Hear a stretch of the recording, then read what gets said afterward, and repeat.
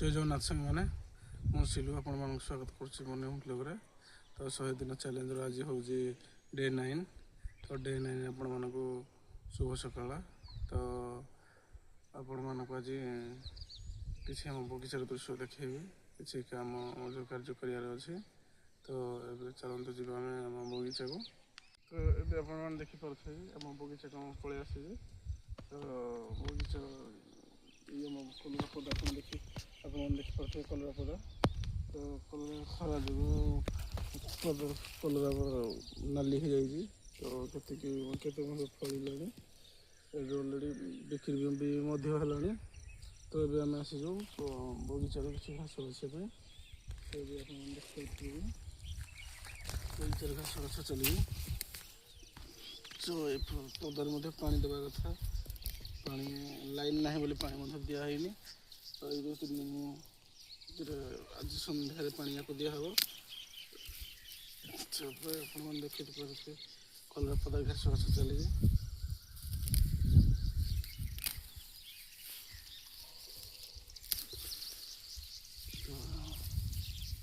कौन केमी लगुच आम कलरा पदा आप कमेंट जनइबे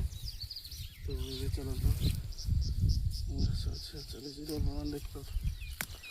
चली पदा को सारी गोटे टार्गेट अच्छी तो ये देखिपे आम बादाम पदा को आसी तो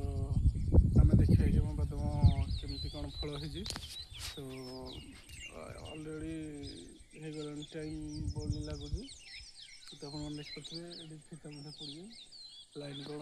खराब जो पानी देलानी कौन प्रोब्लेम अच्छी लाइन रो तो चल देखिए गछ के फल हो तो देखिए गछड़े गोटे जी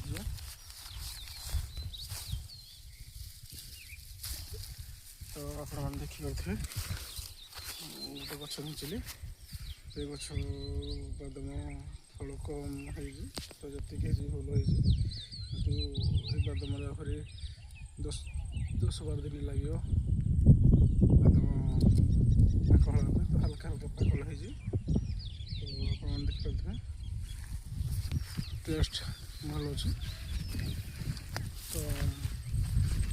आज 10 दिन भाई गले बादाम को घिंचा हम और 2 थर पानी देला क्लीयर हम तो चलो मेसिन बना दिया तो ये आप देखिपे पानी मेसिन कौन खराब है तो पानी देगलानी खोलिक घर को नवा तो ये खोली दिखाई को फीता बाहर फीता को बढ़ाई खोलिला को फीता बाहर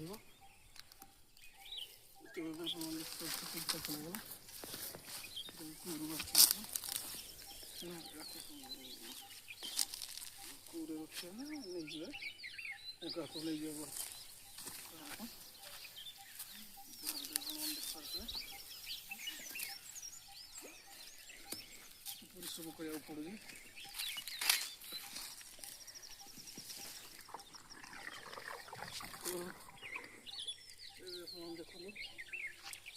तो ये आप देखिए